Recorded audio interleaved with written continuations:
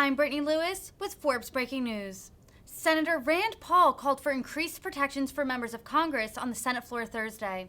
This came after Senator Bob Menendez urged colleagues to support a bill to increase protections for federal judges. Paul cited the shooting of Congresswoman Gabby Giffords and the 2017 congressional baseball shooting. Listen in for more from the Kentucky Republican.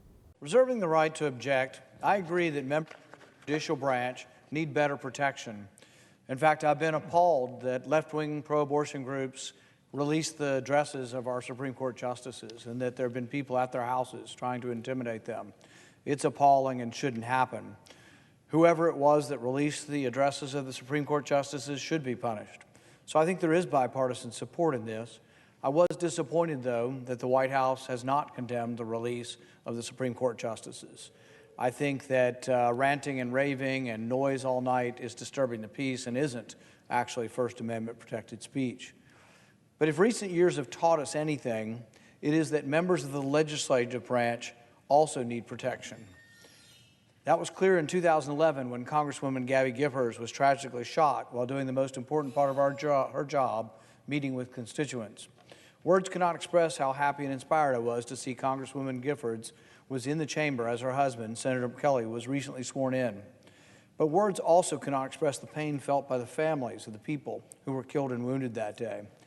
That should have been a wake-up call to better protect members of Congress, and in doing so, better protect the people around them. But just a few years ago, a shooter nearly killed Congressman Steve Scalise during practice for the annual charity baseball game. I know, I was there. One staffer was shot less than 10 feet from me.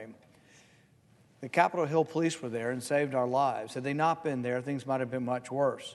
But the Capitol Police aren't everywhere, and our families live in many cities outside of Washington. Extending the provisions of this bill to members of Congress would do nothing to change the content.